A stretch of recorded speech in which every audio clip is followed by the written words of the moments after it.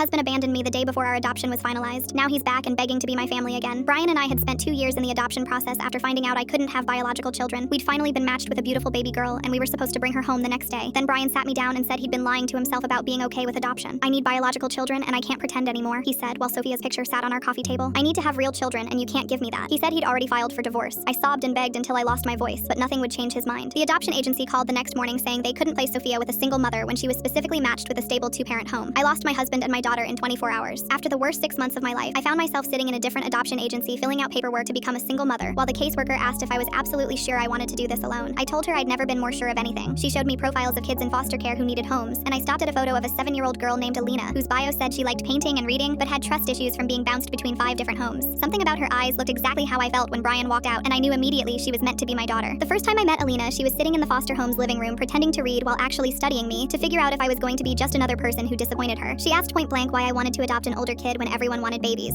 and I told her the truth. So we're both rejects, she said, testing me to see if I'd get offended. Exactly, which means we understand each other, I replied, and saw her smile for the first time. 3 months later, I was officially her mother, and we spent our first night eating ice cream for dinner while she painted my nails and told me about all the houses that never felt like home. Within a year, she was calling me mom without me asking while I helped her with homework and braided her hair for dance recitals. We had inside jokes and Saturday morning pancake traditions and everything I thought I'd lost forever. She still had nightmares sometimes, and there were days when she tested every boundary to see if I'd send her back, but her therapist said she'd never seen a kid bounce back so fast. I wanted to tell her it was because we were healing each other, but that sounded too cheesy even if it was true. Then Brian showed up at Alina's school play where she was playing the lead role, and I nearly dropped my phone because how the hell did he even know about this? He was standing in the back of the auditorium looking like absolute hell with wrinkled clothes and greasy hair, while I spent the entire performance trying to figure out if I was hallucinating from stress. After Alina's standing ovation, he cornered me in the lobby while she was taking pictures with her friends, and I immediately asked how he found us. Your sister felt bad for me and told me about the play, he said with bloodshot eyes that kept darting to where Alina was laughing with her theater friends. She said you have this whole beautiful life now with your daughter while I'm 43 living in a 1-bedroom apartment eating cereal for dinner because I can't even cook pasta without burning it. The whiskey on his breath at 2 in the afternoon made me step back, but he kept talking about how he'd tried dating, but every woman ran when he told them he abandoned his wife during an adoption. The ones who stayed only wanted my money, which is mostly gone now from spending everything on fertility treatments with my ex-girlfriend who dumped me when they didn't work, he said laughing bitterly. I made the biggest mistake of my life leaving you. I'm so alone that I talk to Uber drivers just to hear another human voice, and I realize now that I had everything and threw it away for some fantasy that doesn't exist. Alina appeared beside me still in her costume and immediately stepped between us with protective fury in her eyes. Mom, is this creep bothering you? She asked loud enough for the security guard to start walking over. Brian's face crumbled when he heard her call me mom, and he started sobbing right there in the middle of the lobby. That should have been our daughter calling you mom, but I ruined everything because I'm a pathetic coward who couldn't handle not having biological children. I told him he was right about being pathetic, but wrong about Alina, because she was always meant to be mine, and we found each other without him. Please, I'll do anything to fix this, he begged, getting on his actual knees while everyone filmed with their phones. The security guard reached for Brian's shoulder, but he grabbed my ankle desperately and said the words that made my blood run cold. I've been watching you both for months, and I know your routines, and I'm not going away until you let me be part of this family because I have nothing left to lose. Full story on the channel below.